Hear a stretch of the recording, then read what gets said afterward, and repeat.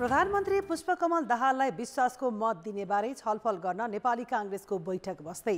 कान्तिपुर समाचारमा आज विद्यार्थी संगठन बीचको विवादले काठमाडौँ उपत्यकाका रत्नराज्य, त्रिचन्द्र, मीन भवन, पाटन लगायतका 12वटा क्याम्पसमा निर्वाचन प्रक्रिया स्थगित।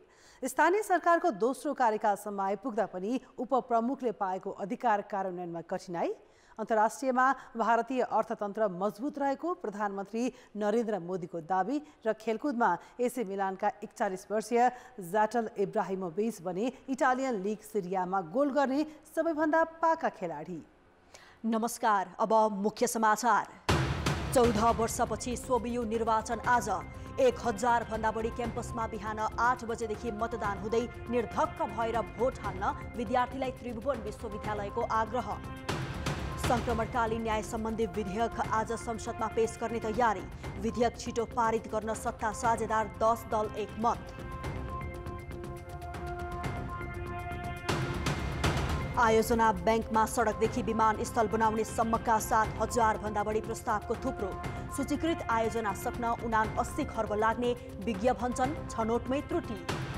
इक्वेटरमा शक्तिशाली भूकम्प, 12 जनाको मृत्यु, थप विवरण आउन भने बाँकी।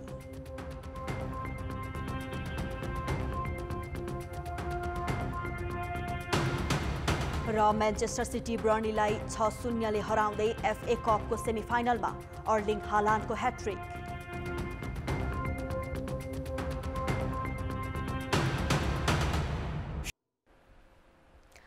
सत्ता साझेदार 10 दल संसदमा प्रस्तुत हुने संक्रमणकालीन न्याय सम्बन्धी विधेयकमा एकजुट भएका छन्। प्रधानमन्त्री निवास बालुवाटारमा हिजो बसेको 10 दलका शीर्ष नेताको बैठकमा आज संसदमा पेश गर्न लागिएको सत्य निरूपण तथा मेलमिलाप र बेपत्ता व्यक्ति छानबिन आयोग सम्बन्धी विधेयकमा एक मतका साथ प्रस्तुत हुने सहमति भएको हो। बैठकमा प्रतिनिधि सभामा सरकारले विश्वासको मत लिने विषयमा पनि छलफल भएको थियो।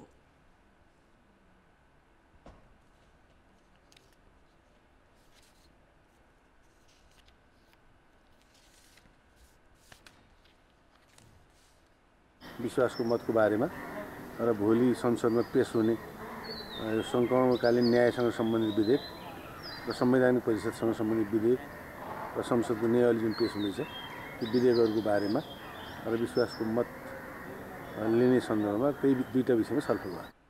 सरकारले सोमबार संसदमा विश्वासको मत लिने तयारी गरेको छ। सरकारबाट नेकपा एमाले तथा राप्रपाले समर्थन फिर्ता लिएपछि प्रधानमन्त्री पुष्पकमल दाहालले पुनः विश्वासको मत लिन लागेका हुन्।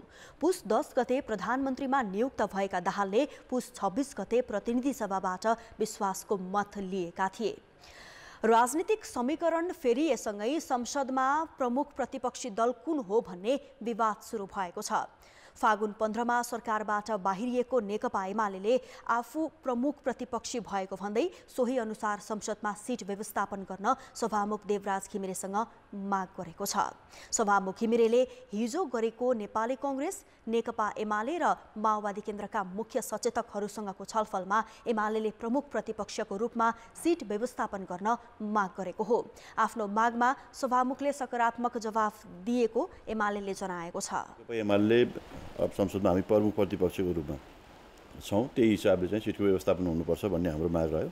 नेपाली कांग्रेसको तर्फबाट मतलब दलको तर्फबाट प्रतिनिधित्व गर्ने रमेश लेखकज्यूले हामीले भोलि 10:30 बजे नै यो विषयमा हाम्रो बैठक बस्छौँ। त्यसपछि हाम्रो धारणा सार्वजनिक गर्छौँ। त्यस कारणले गर्दाखेरि भोलि बैठक 1 बजेपछि हुने भावनाले 10:30 बजे नै हामी बैठक बसेर आफ्नो धारणा बाहिर ल्याउने भावनाले चाहिँ यसमा धेरै छलफल गर्नु पर्दैन होला भन्ने कुरा उहाँले राख्नु भएको छ।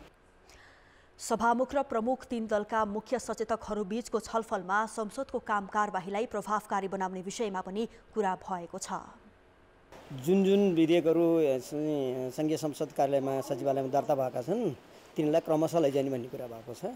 अब केही समयपछि सामान्य सभामुखज्यूले त्यसलाई निकाल्नुहुन्छ। आज बस्ने प्रतिनिधि सभाको बैठकमा सरकारले बेपत्ता पारिएका व्यक्तिको छानबिन, सत्य निरूपण तथा मेलमिलाप आयोग तेस्रो संशोधन विधेयक पेश गर्ने प्रारम्भिक कार्यसूची छ। त्यस्तै संवैधानिक परिषदको काम, कर्तव्य, अधिकार र कार्यविधि सम्बन्धी पहिलो संशोधन विधेयक, अनुगमन तथा मूल्याङ्कन विधेयक र प्रतिनिधि सभा नियमावली मस्यौदा समितिको प्रतिवेदन पेश हुने कार्यसूची तय गरिएको छ। प्रधानमन्त्री पुष्पकमल दाहालले सोमबार संसदबाट विश्वासको मत लिने तयारी गरेका छन्। उनले 2.5 महिनाको बीचमै दोस्रो पटक विश्वासको मत लिन लागेका हुन्। राजनीतिक रूपमा कुनै अनपेक्षित घटना नभएमा दाहालले त्यही दिन विश्वासको मत पाउनेछन्। तर एमालेसँगको गठबन्धन भत्किएपछि बनेको नयाँ समीकरणमा सत्ताको भागभण्डा भने दाहालका लागि अप्ठ्यारो हुने देखिन्छ। अझ विश्वासको मत दिने दलहरूले राख्ने शर्त पूरा गर्न समेत उनलाई सजिलो छैन। पुस 26 गते प्रधानमन्त्री पुष्पकमल दाहालले पहिलो पटक विश्वासको मत लिँदा 270 सांसद उपस्थित थिए। तीमध्ये 268 जनाले दाहाललाई समर्थन गरे। अहिले त्यो समीकरण परिवर्तन भएको छ। दाहालको पक्षमा ठूलो दल नेपाली कांग्रेस खुलेरै लागेको छ। यस्तै जनता समाजवादी पार्टी, नेकपा एकीकृत समाजवादी, जनमत, लोसपा र नागरिक उन्मुक्ति पार्टी पनि दाहाललाई विश्वासको मत दिन तयार छन्। त्यही कारण उनलाई संसदबाट विश्वास पाउन कठिन छैन। तर मन्त्रालयको भागभण्डा र विश्वासको मत दिने दलका शर्त सम्बोधन गर्न भने जटिल छ। कांग्रेसले गृह, अर्थ लगायतका कम्तीमा 8 मन्त्रालयमा दाबी गरेको छ। विगतमा अर्थ र गृह दुवै अरूलाई दिएको भन्दै दाहालको पार्टीभित्र चर्को आलोचना भएको थियो। अहिले पनि दाहाललाई यो विषय मिलाउन सजिलो छैन। त्यसबाहेक जनता समाजवादी र एकीकृत समाजवादीको माग पनि सम्मानजनक शक्ति बाँडफाँड भन्ने नै छ। राष्ट्रिय स्वतन्त्र पार्टी समर्थनका लागि केही शर्त राख्न खोज्दैछ, जुन शक्ति बाँडफाँडमै केन्द्रित हुनेछ। अर्कोतर्फ नागरिक उन्मुक्तिले रेशम चौधरीको रिहाईसम्मका शर्त राख्ने बताउँदै आएको छ। यसरी धेरै दललाई चित्त बुझाउन दाहाललाई सहज छैन। उहाँ माग त उहाँका आफ्ना पार्टीका हुन्छन्। तिनी मागहरूमध्ये कमन पोइन्ट खोज्ने कोसिस हुन्छ, किनभने सबै माग एउटा पार्टीको मात्र सम्बन्ध हुन सक्दैन, अर्को पार्टी अर्को राख्न सक्छ। त्यही कमन के हुन्छ त्यो खोजी गर्ने मोडालिटी हामी छलफलकै क्रममा तयका छौँ। अब आज भोलि पर्सिसम्म हाम्रो छलफल हुन्छ। दाहाल नेतृत्वको सरकार जोगाउने जिम्मेवारी सदनको पहिलो दलको हैसियतले कांग्रेसमा पनि छ। तर उसले बढीभन्दा बढी शक्ति आफ्नो भागमा पार्ने प्रयास गरिरहेको छ, किनकि कांग्रेसमा मन्त्रीका आकांक्षी धेरै छन्। त्यति हुँदाहुँदै पनि गठबन्धन जोगाएर जानुपर्नेमा कांग्रेसमा एकमत छ। धेरै दलहरू भएको हुनाले विषयहरूमा दलहरूका बीचमा केही मतान्तरहरू हुने कुरा त स्वाभाविक हुन्छ। तर समग्रतामा के भने एउटा गठबन्धनको संस्कृतिलाई नै अगाडि बढाउनुपर्छ। र तपाईँलाई थाहा छ पछिल्लो समयमा अलिकता राजनीतिक परिस्थिति परिवर्तन भएको छ। संसदमा पनि राजनीतिक सन्तुलनमा फेरबदल भएको छ। त्यसो भएको हुनाले अब भोलिका दिनमा त्यही अनुरूप अगाडि बढ्ने। विश्वासको मत पाएर सरकारलाई पूर्णता दिएपछि पनि दाहाललाई बहुमत जोगाइराख्न चुनौती छ। सामान्य विषयमा मतभेद आउन साथ अल्पमतमा पर्न सक्ने अवस्था आउँछ। त्यसैले पनि धेरै विषयमा सम्झौता गरेर अगाडि बढ्नुको विकल्प देखिँदैन। कान्तिपुर समाचारका लागि क्यामेरामा श्याम श्रेष्ठका साथ पर्वतराज घिमिरे र दीपक आचार्य, काठमाडौँ। निर्वाचन आयोगले राष्ट्रपति र उपराष्ट्रपति निर्वाचन भएसँगै रिक्त थप दुवै स्थानमा पनि वैशाख 10 गते नै चुनाव गर्ने भएको छ। यसअघि आयोगले चितवन क्षेत्र नम्बर 2 मा वैशाख 10 गते उपनिर्वाचन गर्ने निर्णय गरेको थियो। नेपाली कांग्रेसका रामचन्द्र पौडेल गत 25 गते भएको निर्वाचनबाट राष्ट्रपतिमा निर्वाचित भएपछि तनहुँ क्षेत्र नम्बर 1 मा जनप्रतिनिधिविहीन भएको छ। यस्तै शनिबार उपराष्ट्रपतिमा निर्वाचित जनता समाजवादी पार्टीका राम सहाय प्रसाद यादवको क्षेत्र 12-2 पनि रिक्त छ। आयोगले यी दुवै ठाउँमा पनि चितवन 2 मा चुनाव गराउने दिनमै गराउने भएको छ। 10 मई राष्ट्रपति र उपराष्ट्रपतिको निर्वाचन भएपछि जुन रिक्त भए त्यो गर्ने कार्यमा त्यसैमा गर्ने गरी आयोगले तयारी गरिराखेको छ। तर अब अलिकति निर्णय हुन बाँकी छ। मलाई लाग्छ 1-2 दिनभित्रमा निर्णय हुन्छ। अलिकति संसद सचिवालयबाट रिक्त भएको जानकारी प्राप्त भएपछि हामी थोरै दलहरूको लागि दल दर्ता गर्न लाग्ने समय र त्यो जुन कार्यक्रमको एउटा सर्टेन प्रक्रिया छ नि, उम्मेदवारी दिने, दाबी विरोध गर्ने, फिर्ता लिने लगायतको, त्यसको हामी टाइम टेबल अलिकति क्याल्कुलेसन गर्छौँ। मोस्ट प्रोबेबली आयोगले 10 गते नै गर्छ होला। आयोगले चालु आर्थिक वर्षसम्म कुनै पनि पद रिक्त भए अहिले भइरहेको मतदाता नामावली अद्यावधिकलाई नै मान्ने निर्णय गरिसकेको छ। जसले गर्दा आयोगलाई 45 दिन लाग्ने यो काम गर्नुपर्ने छैन। त्यस्तै गत मङ्सिरमा भएको चुनावमा प्रयोग भएका सामग्री मौजदात रहेकाले सामग्री समेत खरिद गर्नुपर्ने छैन। उपनिर्वाचनका लागि अब मतपत्र छपाई र कर्मचारी बाहेक अन्य तयारी गर्नु नपर्ने भएकाले वैशाख 10 गते चुनाव गराउन आयोग तयार भएको हो। त्यसैगरी स्थानीय तहमा पनि गाउँपालिका अध्यक्ष र वडा अध्यक्ष गरी हालसम्म 6 वटा पद खाली छन्। त्यहाँ भने कहिले निर्वाचन गर्ने भन्ने आयोगले टुङ्गो लगाउन सकेको छैन। स्थानीय स्तरका उजुरी र गुनासा सम्बन्धित पालिकामै छिनोफानो गर्ने जिम्मेवारी पाएका न्यायिक समितिले अझै प्रभावकारी काम गर्न सकेका छैनन्। कतिपय पालिकामा त न्यायिक समितिबारे नागरिकलाई जानकारी नै छैन। त्यति मात्र होइन, स्थानीय तहको भौतिक पूर्वाधार कमजोर हुँदा समेत काम गर्न असहज भएको गुनासो न्यायिक समितिका संयोजकहरूले गर्दै आएका छन्। यस्तै समस्या समाधानको बाटो पहिल्याउन 753 वटै पालिकामा उपप्रमुखहरूले राष्ट्रिय भेला गर्दैछन्। तर आफै अन्यायमा परेका उपप्रमुखहरूले भेला मार्फत न्यायको अनुभूति गर्न पाउलान् त? स्थानीय पालिकाका जनप्रतिनिधिले पहिलो 5 वर्षे कार्यकाल सकेर दोस्रो कार्यकालका लागि जिम्मेवारी सम्हालेको 10 महिना भयो। तर अझै न्यायिक समितिको जिम्मेवारी र काम कर्तव्य बारे उनीहरूलाई जानकारी छैन। सबै मान्छेहरूलाई चाहिँ नगरपालिकामा न्यायिक समिति छ, त्यसले चाहिँ यस्ता यस्ता खालका मुद्दाहरू हेर्छ भन्ने पनि थाहा छैन। अनि थाहा पाएको केही मान्छेहरू आउनुहुन्छ, आएकोहरूले पनि हामीप्रति खासै विश्वास गर्नुहुन्न। जस्तो पुलिस प्रशासनलाई विश्वास गर्नुहुन्छ, त्यस्तो विश्वास गरिदिनुहुन्न। सही हामीले चाहिँ दुवैतर्फलाई चाहिँ समान रूपले चाहिँ के अरे मेलमिलाप गरेर पठाउने गर्छौँ। उहाँहरूले चाहिँ हाम्रो खासै विश्वास गरिदिनुहुन्न पुलिस प्रशासन जस्तो, र समस्याहरू धेरै छन्। स्थानीयलाई न्यायिक निरूपणमा विश्वस्त गराउन नसक्नुमा स्थानीय सरकारकै कमजोरी छ, किनकि अझै केही पालिकाले न्यायिक समितिको छुट्टै इजलास र कानुनी सल्लाहकारको समेत व्यवस्था गर्न सकेका छैनन्। न्यायिक इजलास छैन। हामीलाई चाहिँ कुनै पनि न्याय दिनलाई सजिलो होस् भनेर यो परामर्शकर्ता पनि छैन हाम्रोमा, न्यायिक परामर्शकर्ता पनि छैन। जस्तो एउटा पालिकामा एकजना चाहिँ ल पढेको मान्छे चाहिँ हुनु पर्थ्यो, वकिल हुनु पर्थ्यो, त्यो छैन, त्यो व्यवस्था छैन। देशभर न्यायिक समितिले फरक फरक समस्या भोग्दै आएका छन्। यस्ता समस्या र देखिएका विवादमा एक अर्काका अनुभव साट्ने र समाधान गर्न आवश्यक पहल गर्न उनीहरूले राष्ट्रिय सम्मेलन गर्दैछन्। काठमाडौँ महानगरपालिकाको अगुवाईमा यही चैत्र 15 र 16 गते राष्ट्रिय सम्मेलन गरेर 10 महिनामा सङ्गालेका अनुभव साटासाट गर्ने तयारी न्यायिक समितिका संयोजकहरूको छ।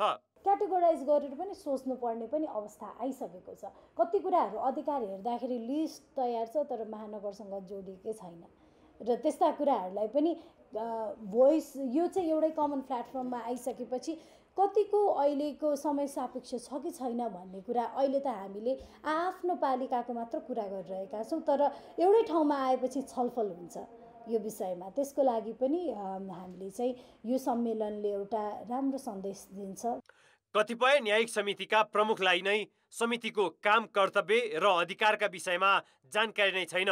सम्मेलन गरी न्यायिक समितिमा बसेर अनुभव हासिल गरिसकेका पूर्व जनप्रतिनिधिलाई सिकाइ र भोगाई सुनाउनुका साथै आफूले थप जानकारी लिने तयारी उनीहरूको छ। हुन त अघिल्लो वर्ष पोखरामा न्यायिक समितिको राष्ट्रिय सम्मेलनबाट बसाइसराई गरी आउने व्यक्तिको न्यायिक समितिमा पहुँच नभएकाले बसोबास गरेकै पालिकाबाट सेवा लिन सक्ने गरी ऐनमा परिमार्जन गर्ने सहमति भएको थियो। यी र यस्तै विषयमा जारी गरिएको 14 बुँदे घोषणापत्र कति कार्यान्वयन भयो भन्ने विश्लेषण गरिएको छैन। यसपटक गर्न लागि भेलाले त्यसको समेत समीक्षा गरेर नयाँ रणनीति बनाउन सक्ला त? कान्तिपुर समाचारका लागि जिल्ला सहकर्मी सरिता चलाउनेको सहयोगमा क्यामेरामा रूपक कोइरालाका साथ सुबिन्द्र श्रेष्ठ, काठमाडौँ। अब जनताको आवाज हामीले 7 प्रदेशमा सोधेका छौँ। तपाईँको स्थानीय तहमा रहेको न्यायिक समितिको मुद्दाको छिनोफानो कसरी गरिरहेको छ? जनताको आवाज प्राइभेसीहरू कसरी मेन्टेन गर्ने, कन्फिडेन्सियालिटी कसरी मेन्टेन गर्ने भन्ने सन्दर्भमा चाहिँ त्यति ध्यान नदिएको पाइएको छ। न्यायिक समितिहरूले चाहिँ न्याय सम्पादन गर्नको लागि आफ्नो छुट्टै कार्यविधि बनाएका छन्। कसैले चाहिँ जस्तै लिगल एडभाइजर राखेर चाहिँ गरिरहेका छन्। न्यायिक समितिमा बस्ने मान्छेहरूलाई पनि केही सुसूचित गर्नुपर्ने अवस्था देखिन्छ। दुवै पक्षलाई मेलमिलापबाटै अगाडि बढाएर गराएको जस्तो छ। पीडितहरू नै त्यहीँ गइसकेपछि चाहिँ उचित न्याय नपाइने हो कि भनेर प्रहरीसम्मै पुग्नको लागि बाध्य चाहिँ देखिन्छ। दुवै पक्षको मिलोमतमा अब समझदारीमा आउने गर्ने गरेको छ। दक्षताको कमजोरीका कारणले गर्दाखेरि त्यति न्यायिक कार्यक्रमहरूलाई त्यति राम्रोसँग चाहिँ प्रभावकारी ढङ्गबाट चाहिँ लिइराखेको मैले भेटाएको छैन। नगरपालिकामा गएर चाहिँ त्यहाँ गएर छलफल गर्छ। तराईमा लगभग मलाई सुचारू भएको लाग्दैन। हाम्रो स्थानीय तहमा इजालस नै छैन। न्यायिक समितिको काम अहिले प्रहरीले हेर्दैछ। सक्रिय रूपमा न्यायिक समितिले लागिरहेछ भन्ने त्यति हामीलाई थाहा छैन। न्यायिक समितिले कुनै पनि मैले मुद्दाहरू हेरेको छैन गरेर मैले अहिलेसम्म थाहा पाएको छैन। कतिपय मुद्दाहरू यही स्थानीय न्यायिक समितिमा नै छिनोफानो गरिरहेको छ। प्राय मानिसहरू चाहिँ नि सोझै कानुनी रूपमा जिल्ला अदालतमा गएको पाइन्छ। उनको सिद्धान्तले मिलाउने काम चाहिँ गर्ने गरिन्छ। ठुलो पनि सात सिमानाका मुद्दाहरू लेनदेनका सामान्य घरायसी मुद्दाहरू चाहिँ न्यायिक समिति मार्फत त्यो मेलमिलाप गराएको। हप्ता दिनमा त्यहाँ बेन्च बस्छ होइन। बेन्च बसिसकेपछि त्यहाँ चाहिँ उहाँहरूले राम्रै तरिकाबाट चाहिँ मुद्दाहरू चाहिँ छिनोफानो गरेको मलाई लाग्छ।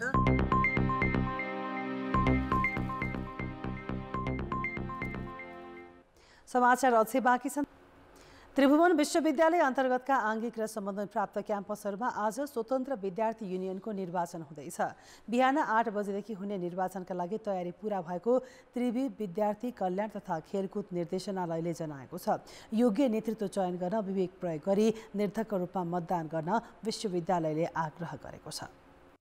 त्रिभुवन विश्वविद्यालय अन्तर्गत 62वटा आङ्गिक र 1040 सम्बन्धन प्राप्त क्याम्पस छन्। ती मध्ये 48वटा आङ्गिक र 1/3 सम्बन्धन प्राप्त क्याम्पसमा आइतबार सोभ्यू निर्वाचन हुन लागेको हो। तर विद्यार्थी सङ्गठन बीचको विवादका कारण काठमाडौँ उपत्यकाका रत्नराज्य, त्रिचन्द्र, मीन भवन, पाटन, आयुर्वेद लगायत 12वटा आङ्गिक क्याम्पसमा निर्वाचन प्रक्रिया स्थगित भएको छ भने धनकुटा र गोर्खा क्याम्पसमा नेतृत्व निर्विरोध निर्वाचित भइसकेको छ। सोभ्यू निर्वाचन प्रत्येक 2 वर्षमा हुनुपर्ने प्रावधान छ। 2073 सालमा 26वटा आङ्गिक क्याम्पसमा भए पनि 2065 यता अधिकांश क्याम्पसमा नियमित चुनाव हुन सकेको छैन। 65 सालदेखि अलि अनियमित भएको थियो। 73 सालमा 26वटा क्याम्पसमा मात्रै भएको थियो। यस हिसाबले हाम्रो कतिपय क्याम्पसमा 14 वर्षपछि हुँदैछ भने कतिपय क्याम्पसमा 6 वर्षपछि हुँदैछ। सोभ्यूका अध्यक्ष, सचिव र कोषाध्यक्ष सहित 50% सदस्य प्रत्यक्ष निर्वाचन प्रणाली मार्फत चुनिनेछन् भने उपाध्यक्ष तथा सहसचिव सहित 50% सदस्य समानुपातिक प्रणालीबाट छानिनेछन्। सदरमत गनेर सदरमतकोलाई 10ले भाग गर्ने, 21 सदस्यमा 10ले भाग गर्ने, 10ले भाग गरेर आउने जुन भागफल छ त्यसको आधारमा प्राप्त मतलाई फेरि भाग गर्छौँ र हामीले चाहिँ निकाल्छौँ। अनि अन्तिममा शेष बढी, जुन शेष सङ्ख्या बढी छ उसले प्राप्त गर्छ। कम शेष छ भने कतै जाँदैन त्यो मत, त्यत्तिकै ल्याप्स हुन्छ। विद्यार्थीको हक हित र शैक्षिक उन्नयनका लागि महत्त्वपूर्ण मानिने सोभ्यू निर्वाचनमा योग्य र इमान्दार नेतृत्व चयन गर्न विश्वविद्यालयले सबै विद्यार्थीमा आग्रह गरेको छ। अत्यन्तै यो सोभ्यूको खाँचो महसुस भएको छ, किनभने हाम्रा नीति निर्णायक तहहरूमा जुन हाम्रो मेजर स्टेक होल्डर हो विद्यार्थी होइन, त्यसको प्रतिनिधित्व हामीले गर्न सकेका। र विद्यार्थीहरू पक्कै पनि हामी विगतको सोभ्यूको निर्वाचनले हाम्रा देशमा धेरै नेताहरू उत्पादन गरेको छ। सोभ्यू निर्वाचनमा प्रमुख राजनीतिक दलका विद्यार्थी सङ्गठनहरूबीच नै मुख्य प्रतिस्पर्धा हुनेछ। यस पटक नेपाली काङ्ग्रेस निकट नेवी सङ्घ, माओवादी केन्द्रको अन्यरा सोभ्यू क्रान्तिकारी र एकीकृत समाजवादी निकट अन्यरा सोभ्यूले तालमेल गरेका छन् भने एमालेको विद्यार्थी सङ्गठन अन्यरा सोभ्यू अलगै चुनावी मैदानमा छ। फरक विचारको राजनीति गरे पनि विश्वविद्यालयमा देखिएका राजनीतिक विकृतिको अन्त्य र शैक्षिक मुद्दामा भने विद्यार्थी नेतृत्व एकजुट हुनुपर्ने देखिएको छ। कान्तिपुर समाचारका लागि क्यामेरामा विनोद कोजु र राजेन्द्र महर्जनका साथ नारायण किलम्बु, काठमाडौँ। 14 वर्षपछि आज सोभ्यू निर्वाचन हुँदैछ। बिहान 8 बजेदेखि अपराह्न 4 बजेसम्म हुने मतदानका लागि बिहानैदेखि निर्वाचन हुने क्याम्पसहरूमा मतदाता तथा विद्यार्थीको चहल पहल बाक्लो भइसकेको छ। निर्वाचन स्थलहरूमा सुरक्षा व्यवस्था कडा पारिएको छ। विद्यार्थी प्रतिनिधि चुन्न अध्यक्ष, सचिव र कोषाध्यक्ष सहित 50% सदस्य प्रत्यक्ष निर्वाचनबाट निर्वाचित हुनेछन्। उपाध्यक्ष सहित बाँकी 50% सदस्य समानुपातिक प्रणालीबाट चुनिने व्यवस्था छ। यसबारेमा थप जानकारी दिन सहकर्मी किरण अधिकारी अहिले हामीसँग केन्द्रीय क्याम्पस त्रिभुवन विश्वविद्यालय परिसरको निर्वाचन स्थलबाट प्रत्यक्ष सम्पर्कमा छन्। किरण, त्रिभुवन विश्वविद्यालयमा अहिले निर्वाचनको तयारी कसरी अगाडि बढिरहेको छ?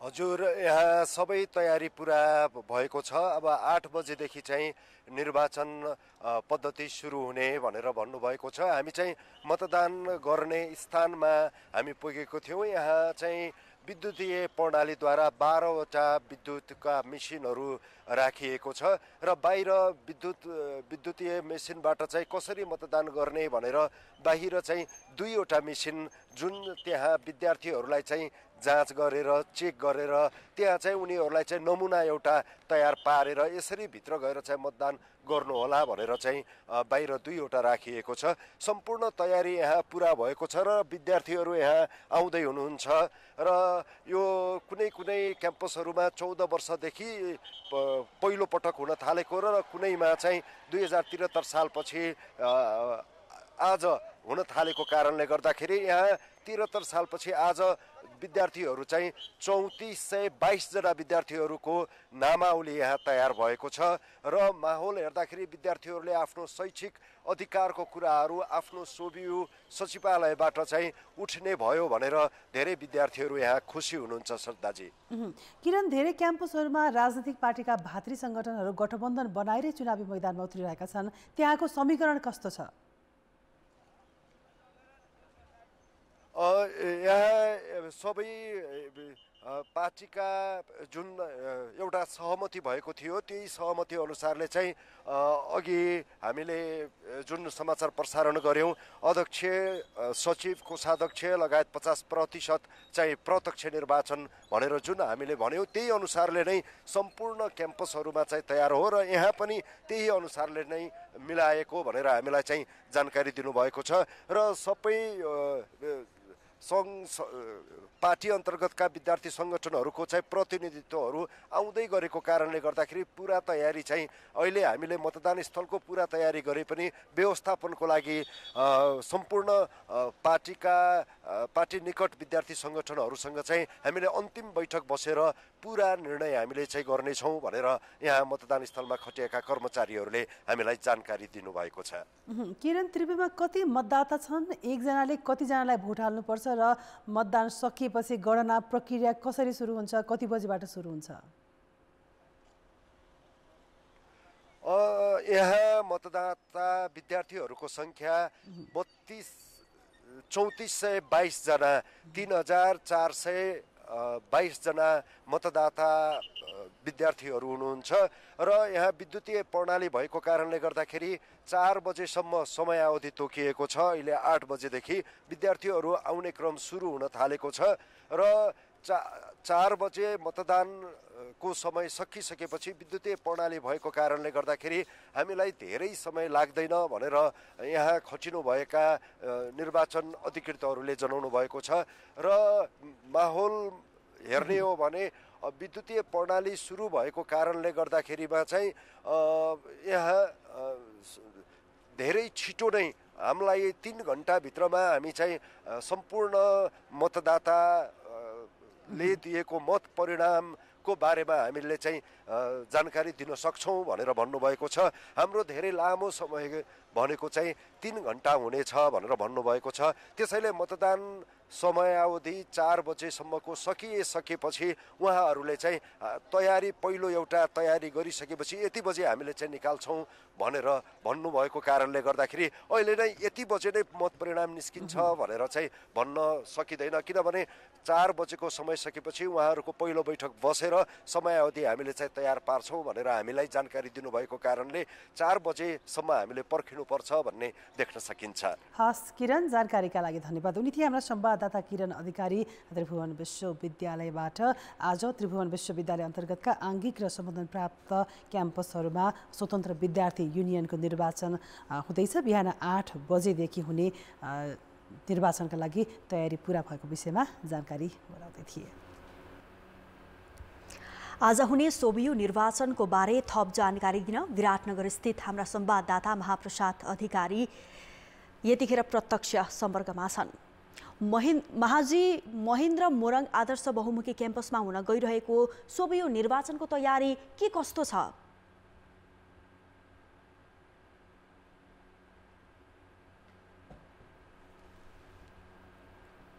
महाजी मलाई सुन्दै हुनुहुन्छ?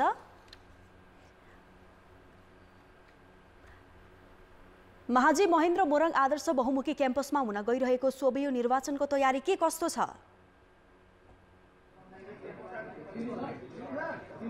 अश्विनीजी, अहिले निर्वाचनको सम्पूर्ण तयारी पुरा भइसकेको छ। अहिले बुथ निर्माणहरू भइसकेका छन्। यो महेन्द्र मोरङ आदर्श बहुमुखी क्याम्पस चाहिँ सबैभन्दा बढी यो पूर्वमा बढी विद्यार्थी भएको क्याम्पस हो। यहाँ 5,997 जना मतदाता रहेका छन् र यसका लागि 14 वटा बुथ निर्माण गरिएको छ। प्रत्येक बुथमा एउटा प्रत्यक्षतर्फ एउटा बाकस राखिएको छ भने समानुपातिकतर्फ मतदान गर्नको लागि अर्को बाकस राखिएको छ।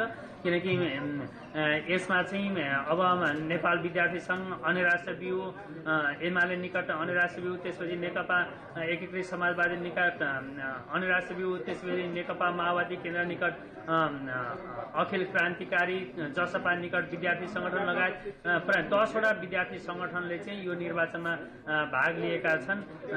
यसको सम्पूर्ण तयारी चाहिँ पुरा भइसकेको छ। विद्यार्थीहरूसँग चाहिँ सर्वदलीय बैठक बसेर आचार संहिता पनि निर्माण गरिएको छ र सुरक्षा प्रबन्ध पनि त्यही अनुसार व्यवस्थित गरिएको छ यो निर्वाचनलाई मर्यादित र व्यवस्थित बनाउनको लागि। अश्विनीजी, हस् त, जानकारीका लागि धन्यवाद महाजी। उहाँ हुनुहुन्थ्यो महाप्रसाद खतिवडा विराटनगरबाट। अहिले विराटनगरमा पानी परिरहेको कारणले गर्दाखेरि प्राविधिक गडबडीको कारणले हामीले अहिले लाइभ यही रोक्नु परिरहेको छ र अहिले महेन्द्र मोरङ आदर्श बहुमुखी क्याम्पसमा 10 वटा विद्यार्थी सङ्गठनले भाग लिएको बारे हामीले कुराकानी गर्यौँ। महेन्द्र मोरङ आदर्श बहुमुखी क्याम्पसमा हुन गइरहेको सोभियो निर्वाचनको तयारी तीव्र गतिमा अहिले भइरहेको छ, त्यसै विषयमा जानकारी गराउँदै प्रधानमन्त्रीलाई विश्वासको मत र सरकारमा सहभागिताका विषयमा छलफल गर्न नेपाली कांग्रेसले आज केन्द्रीय कार्य सम्पादन समिति र संसदीय दलको बैठक बोलाएको छ। हिजो बसेको पदाधिकारी बैठकले आज बिहान 9 बजे केन्द्रीय कार्य सम्पादन समितिको बैठक र मध्याह्न 12 बजे संसदीय दल बैठक बोलाउने निर्णय गरेको हो। बैठकले विश्वासको मत अगाडिने सरकारमा सहभागिता कति र कुन कुन मन्त्रालय दावी गर्ने जस्ता विषयमा निर्णय गर्नेछ। पदाधिकारी बैठकमा प्रधानमन्त्री पुष्पकमल दाहाललाई विश्वासको मत दिने र सरकार विस्तारका विषयमा छलफल भए पनि निर्णय भएन। सत्तारूढ दलभित्रको सबैभन्दा ठूलो दलको हैसियतले पनि समीकरण मिलाउने विषयमा समेत कांग्रेसले निर्णयार्थ अर्थ राख्नेछ। पोखराको पर्याय बनेको फेवातालको क्षेत्रफल दिन प्रतिदिन खुम्चिँदैछ। विश्व सिमसार सूचीमा सूचीकृत यो तालको क्षेत्रफल घट्ने मुख्य कारण मानव अतिक्रमण हो। अतिक्रमणले तालको सुन्दरतामा समेत ह्रास ल्याएको छ। कस्तो थियो भन्ने कुरा फेवाफाँटका 84 वर्षीय पूर्णबहादुर थापालाई अझै राम्रो सम्झना छ। 2020 सालतिर फेवाफाँटमा एउटा पनि घर थिएन। बरु फाँटमा ससाना तालहरू थिए। तालको पानी पामीसम्मै पुग्थ्यो। अग्लो ठाउँतिर मात्रै 2-4 वटा घर थिए। अहिले हर्पन खोलाले धार परिवर्तन गरेको छ भने ताल पुरेर प्लटिङ गर्ने क्रम बढेको छ। तालका आँखा बिरङ कुना एउटा रह्यो, यहाँ पामियाको त्यो कुना छैन त्यो एउटा भयो। यो स्यान्ताल भन्थे ध्यान थियो। अब यी सबै अहिले पुरिँदै यस्तो हो। यसरी जान्थ्यो हामीले जान्दाखेरि त्यो घर थिएँ छैन त जान्थ्यो हर्पन खोल। अहिले हर्पन खोल यताबाट गइदियो। 2018 सालमा फेवातालमा बाँध बनेपछि नेपाल भारत सहयोग मिसनको प्रतिवेदनले तालको क्षेत्रफल 20,344 रोपनी उल्लेख गरेको छ। तर गण्डकी प्रदेश सरकारले गठन गरेको तालको 4 किल्ला निर्धारण सीमाङ्कन तथा नक्साङ्कन समितिले 2078 भदौ 28 गते बुझाएको प्रतिवेदनमा 11,255 रोपनी क्षेत्रफल कायम गरियो। समितिको प्रतिवेदनमा फेवातालको 1,479 रोपनी जग्गा अतिक्रमण भएको उल्लेख छ। तालको सिमसार क्षेत्रको पुरै भाग हाल आवास क्षेत्रमा परिणत भइसकेको छ भने धमाधम नयाँ संरचना थपिँदै गएका छन्।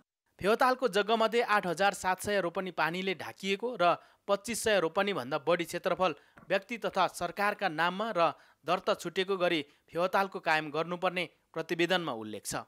आफ्नो नाममा भएको जग्गा भोगचलन गर्न पाउनुपर्ने भन्दै जग्गा धनीले रातारात संरचना बनाइरहेका छन्। 2075 वैशाख 16 गते सर्वोच्च अदालतले 65 मिटर कायम गरेको मापदण्ड घटाएर पोखरा महानगरले स्थानीय चुनावको मुखैमा 30 मिटर तोकेको थियो, तर यसको कार्यान्वयनमा भने अदालतले रोक लगाएको छ। फेवाताल चाहिँ कुरा गर्ने माध्यम मात्रै हो। जब त्यो टेकेर माथि पुगिसके पछाडि त्यसलाई बिर्सिने खालको चाहिँ प्रवृत्ति हामीसँग छ। त्यसैले मलाई के लाग्छ भन्दाखेरि यो कार्यान्वयन गरेरै जानुपर्छ भन्ने कुराको इच्छा शक्तिकै अभाव हो भन्ने लाग्छ। फेवातालको क्षेत्रफल र विस्तारबारे दर्जनौं अध्ययन समिति बनेर प्रतिवेदन बुझाएका छन्, तर कार्यान्वयन भएको छैन। ताल पुर्दै धमाधम नयाँ संरचना थपिँदै जाँदा यसले सिमसार क्षेत्रको क्षेत्रफल मात्रै घटाएको छैन, तालको प्राकृतिक स्वरूप नै बिग्रिएको छ। कान्तिपुर समाचारका लागि भूपाल गुरुङ, पोखरा। पर्यटन मार्फत ग्रामीण क्षेत्रका नागरिकको जीवनस्तर सुधार गर्ने उद्देश्यले 25 वर्ष अघि स्याङ्जाको सुरुबारीबाट होमस्टे अवधारणा सुरु भयो। अहिले काठमाडौँ सहितका देशका 60 जिल्लामा यसको विस्तार भइसकेको छ। स्थानीय कला संस्कृतिको प्रवर्धनसँगै रोजगारी सृजना गर्न सकिने भए पनि सरकारले पर्याप्त रूपमा यसको विस्तारमा ध्यान दिन सकेको छैन। संस्कृति पर्यटन तथा नागरिक उड्डयन मन्त्रालयले सन् 2016मा सार्वजनिक गरेको 10 वर्षे राष्ट्रिय पर्यटन रणनीतिक योजनामा पनि होमस्टे पर्यटनको विकास, प्रवर्धन र सञ्चालनका लागि विशेष जोड दिइएको छ। तर अवधारणा भित्रिएको 2.5 दशक बितिसक्दा पनि होमस्टे अपेक्षाकृत रूपमा विस्तार हुन सकेको छैन। नेपाल होमस्टे एसोसिएसनका अनुसार हाल देशभर 1800 घरका 3600 कोठामा मात्र होमस्टे सञ्चालनमा आएका छन्। अब हाम्रो कार्यविधिमा चाहिँ यति नै राख्नुपर्छ भन्ने निर्धारण गरेको छैन। आफ्नो आफ्नो स्वविवेकले दर रेट निर्धारण गर्ने चाहिँ अब गरेका छौँ, गर्नुहुन्छ जति पनि होमस्टे सञ्चालन गर्ने मित्रहरूले। त्यो चाहिँ आफ्नो ठाउँ विशेषता, आफ्नो चाहिँ सेवा हेरेर चाहिँ उहाँहरूले चाहिँ आफ्नो चाहिँ अब मूल्य निर्धारण गर्नुहुन्छ। होमस्टे सञ्चालन कार्यविधि अनुसार होमस्टे व्यक्तिगत रूपमा या सामूहिक रूपमा सञ्चालन गर्न सकिन्छ। स्थानीय तहले निश्चित शुल्क लिई दर्ता गर्ने गर्छन्। यसका लागि सफा भान्सा, शौचालय, बाथरुम, सञ्चारका सुविधादेखि खानाको गुणस्तर र मेनुसम्मका न्यूनतम मापदण्ड तोकिएका छन्। दर्ता भएका होमस्टेलाई पर्यटकसँगै गरिने व्यवहार लगायतका तालिम भने पर्यटन बोर्डले दिने गरेको छ। सम्बन्धितहरूलाई चाहिँ विभिन्न फोरमहरू मार्फत चाहे अब कतिपय पर्यटन सम्बन्धी कार्यक्रममा हामीले चाहिँ होमस्टे एसोसिएसन हैन अथवा चाहिँ अब सरकारवालाहरू हैन अब त्यस्तोहरूलाई चाहिँ बोलाएर हामीले त्यसमा सहभागिता पनि गरिरहेका हुन्छौँ। होमस्टेले स्थानीयको आय आर्जन र जीवनस्तर सुधारमा योगदान गरेका छन्। स्थानीय रीतिरिवाज, परिकार, कला संस्कृति र रहनसहन प्रवर्धन पनि भइरहेका छन्। तर काठमाडौँ उपत्यकामा तीनै सहर पर्यटकीय हिसाबले महत्त्वपूर्ण भए पनि यही नै होमस्टे फस्टाउन सकेका छैनन्। काठमाडौँमा 18वटा र ललितपुरमा 4वटा होमस्टे सञ्चालनमा आएको होमस्टे एसोसिएसनको तथ्याङ्क छ। थोरै सङ्ख्यामा भए पनि आय आर्जनमा सहयोग भएकोले सञ्चालक भने सन्तुष्ट नै छन्। तपाईँ विभिन्न थारू समुदायमा जानु, गुरुङ समुदायमा जानुस्, शेर्पा समुदायमा जानुस्, नेवार समुदायमा जानु, उहाँहरूले आफ्नो कल्चरलाई चाहिँ जोगाउने काम चाहिँ गरेको छ। आफ्नो ठाउँलाई चाहिँ सरसफाइदेखि चाहिँ आफ्नो चाहिँ गर्ने काम चाहिँ गरिरहेको छ र केही हदसम्म चाहिँ रोजगारी दिने काम चाहिँ गरेको छ होमस्टेले। रमाइलो लाग्छ होइन। अनि काम अब बाहिर गएर पनि एउटा न एउटा त काम गर्नै पर्यो होइन। बाहिर गएर पनि गर्नै पर्यो, जसलाई पनि काम नगरिकन खानलाई गाह्रै हुन्छ अहिलेको समयमा। अनि बाहिर गएर गर्नुभन्दा आफ्नै घरमा आफैले व्यवसाय गरेको मलाई रमाइलो लाग्छ। अनि नयाँ नयाँ मान्छेसँग भेट हुन्छ, उनीहरूको कुरा मलाई भन्छ, मेरो कुरा उनीहरूलाई भन्छु, त्यही मलाई खुसी लाग्छ। नेपालमा स्थानीय पर्यटन विकासका लागि होमस्टेको महत्त्वपूर्ण भूमिका छ। आय आर्जन र स्थानीय कला संस्कृति, रहनसहन, रीतिरिवाज प्रवर्धन गर्ने राम्रो अवसर पनि हो यो। तर पर्यटन बोर्ड सहित प्रदेश र स्थानीय तहले यो अवधारणालाई विस्तार गर्नेतर्फ अझै ध्यान दिन सकेका छैनन्। यसलाई समृद्धिको मुख्य माध्यम बनाउन ढिला भएन र? कान्तिपुर समाचारका लागि क्यामेरामा हेमकुमार पर्साईका साथ किरण अधिकारी, काठमाडौँ। जिल्ला कारागार झापामा 400 जना कैदी बन्दी अट्ने क्षमता छ, तर त्यहाँ 1500 जति बन्दी राखिएको छ। बन्दीको ठूलो संख्या भएकाले फोहोर पनि दैनिक ठूलो परिणाममा निस्कन्छ। कारागार प्रशासन फोहोर व्यवस्थापनमा गम्भीर नभन्दा त्यसको मारमा आसपासका स्थानीय परेका छन्। फोहोरका कारण लामखुट्टे, झिङ्गा र भुसुनाको प्रकोप त छँदैछ। अव्यवस्थित ढलले गर्ने डुबानका कारण केही जग्गा धनीले 13 वर्षदेखि जग्गा त्यसै छाडेका छन्। झापाको भद्रपुर नगरपालिका 9 स्थित जिल्ला कारागार छेउको यो जग्गा हेर्दा सिमसार जस्तो देखिन्छ, तर वास्तविकता भने त्यस्तो होइन। कारागारबाट निस्कने ढलको व्यवस्थापन नहुँदा यो जग्गाको हविगत यस्तो भएको हो। त्यसैले यहाँ कुनै बालीनाली लगाउने सम्भावना छैन। यही खेतको उब्जनीले गुजारा चलाउँदै आएको रूपा खड्काको परिवार ढलले खेत डुबाएकै कारण जग्गा जमिन भएर पनि सुकुम्बासी जस्तै बनेको छ। कालिका नेउपानेले भोगेको समस्या पनि उही हो। 1500 जनाले दैनिक नुहाइधुवाइ गरेको पानी र शौचालयबाट निस्कने दिसा पिसाबको ढल व्यवस्थापन राम्रो नभएकाले उत्पन्न रोग किराको प्रकोप त छँदैछ, उनले पनि लामो समयदेखि आफ्नो जग्गा जोतभोग गर्न सकेकी छैनन्। म दुखी भएँ, पीडित छु। कारागारको फोहोर ढल ल्याएर यहाँ हालेको छ। झापा जिल्ला खुल्ला दिशामुक्त क्षेत्र घोषित गर्यो नगरपालिकाले। 1400 बन्दकको ढल ल्याएर सुधागिरीमा बसेका बन्दकको ढल ल्याएर जनताको खेतमा हाल्यो। नगरपालिकाले गर्न के खोजेको हो? अब यसरी यहाँ हेर्नु गुमुतले गर्दा विस्थापित हुने बेला भइसक्यो। मेरो घर त्यो त्यहाँ मैले वाल कत्रो लगाइरहेको छु। हेर्नुहोस्, यस्तो लगाउँदा पनि मलाई एउटा आइमाईलाई बस्नुपर्छ। यसको विकल्प भने नभएको होइन। भद्रपुर 15 स्थित कलबलगुडीमा रहेको 13 बिघा जग्गामा कारागार बनाउने योजना बनेको वर्षौं भयो, तर कारागार स्थानान्तरणमा कसैले चासो दिएर काम अघि बढाएको भने छैन। समस्या समाधानको पहल गरिदिन बारम्बार जिल्ला प्रशासन धाए पनि पीडितले केवल आश्वासन मात्रै पाउने गरेका छन्। समस्याको अल्पकालीन र दीर्घकालीन समाधान चाँडै खोज्ने पुरानै जवाफ प्रशासनले दिने गरेको छ। भद्रपुर कारागारको लागि अहिले जति बसिराख्नु भएको छ कैदीहरू, त्यो चाहिँ स्थान अभाव अथवा थोरै ठाउँ भए हुनाले यसको विकल्पमा चाहिँ अर्को 13 बिघाभन्दा बढी जग्गाको एउटै प्लट चाहिँ अहिले नेपाल सरकार कारागार व्यवस्थापनकै कार्यालयकै नाममा आइसकेको छ र त्यहाँ नयाँ निर्माण हुन थाल्यो भने चाहिँ त्यस पछाडि यसको दीर्घकालीन सोलुसन हुन्छ। एक त क्षमताभन्दा बढी कैदीबन्दी राखिनु अनि अर्कोतर्फ ढल व्यवस्थापन पनि राम्रो नहुनुले कारागार व्यवस्थापनको वास्तविकता झल्काउँछ। पहिले नै छुट्याइएको जग्गामा यथाशक्य चाँडो कारागार स्थानान्तरण गरी समस्या समाधान गर्न जरुरी छ। कान्तिपुर समाचारका लागि रमा दाहाल, चन्द्रगढी, झापा। शास्त्रीय गायक गुरुदेव कामतको हिजो काठमाडौँमा 25औं एकल प्रस्तुति सम्पन्न भएको छ। गुरुदेव कामत फाउन्डेसनले सुरमय सन्ध्या 2079 आयोजना गरेको हो। गायक कामतले खयाल, ठुमरी र गजल प्रस्तुत गरेका थिए। राग मधुमन्तीबाट सुरु भएको सुरमय सन्ध्यामा कामतले नेपाली, मैथिली र हिन्दी भाषाका गीत गाए। 67 वर्षीय कामतले शास्त्रीयका साथै आफैले संयोजन गरेका गीत समेत प्रस्तुत गरेका थिए। कामत शास्त्रीय गायक तथा शास्त्रीय सङ्गीतका प्रशिक्षकका रूपमा चर्चित छन्।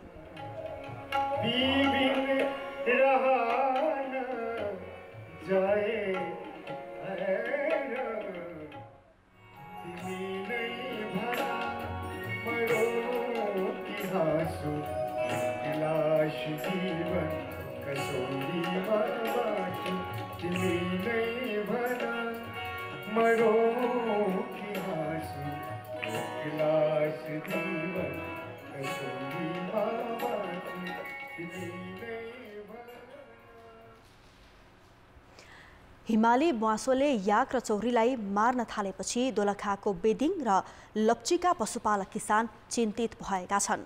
दोलखाको गौरीशङ्कर गाउँपालिका 9 बेदिङमा हिमाली ब्वाँसोले 2 वर्षमा झन्डै 200 भन्दा बढी याक र बाछा मारेको छ। लोप हुने अवस्थामा पुगेपछि सोलुखुम्बुको खुम्बु क्षेत्रबाट ल्याइएको याक र साना बाछा हिमाली ब्वाँसोको शिकारमा परेको रेलवालिङ याक संरक्षण तथा उत्पादक संस्थाका अध्यक्ष नुरबुथुन्दु शेर्पाले बताए। हाल उक्त संस्थाको संरक्षणमा 65वटा याक र 13वटा बाछा रहेका छन्। जीवित रहेका याक र बाछा पनि अधिकांश ब्वाँसोले घाइते बनाएका छन्। आर्थिक र अन्तर्राष्ट्रिय समाचार अझै बाँकी छन्। अर्थ र विकास। सरकारले आगामी आर्थिक वर्षको बजेट बनाइरहेको छ। अर्थ मन्त्रालय र राष्ट्रिय योजना आयोग अर्थतन्त्रमा आएको सङ्कुचनका कारण बजेटका लागि स्रोत जुटाउने दबावमा छन्। विकास बजेटका लागि 3 खर्ब जुटाउन हम्मे परिरहेका बेला योजना आयोगमा सूचीकृत आयोजना सक्नै 79 खर्ब लाग्ने प्रक्षेपण गरिएको छ। जनतासँग विकासको मूल फुटाउने बाचा गरेर चुनाव जितेका प्रतिनिधि आफ्नो क्षेत्रमा बजेट पार्न प्रदेशदेखि केन्द्रसम्मै दौडधुपमै छन्। योजना आयोगमा सामान्य सडकदेखि एयरपोर्ट बनाउने सम्मका प्रस्तावका चाङ छन्। आयोगका अनुसार योजना बैंकमा 7219 योजना सूचीकृत छन्। ती आयोजना पूरा गर्न 79 खर्ब लाग्ने अनुमान गरिएको छ। अब जनमत राष्ट्रिय योजना आयोगमा सूचीकृत विकास आयोजना कार्यान्वयनमा किन ढिलाइ भएको होला? ए, बजेट नभएर, बी, योजना छनौटमै त्रुटि र सी, प्राथमिकतामै नपरेर। जनमतको अन्तिम परिणाम आज बेलुका 8 बजेको कान्तिपुर समाचारमा प्रसारण गर्नेछौँ। कृपया न्युज स्पेस ABYC टाइप गरी 34001 मा SMS गरी आफ्नो मत व्यक्त गर्नुहोला। अब अन्तर्राष्ट्रिय समाचार। इक्वेटरमा 6.8 रेक्टर स्केलको शक्तिशाली भूकम्प गएको छ।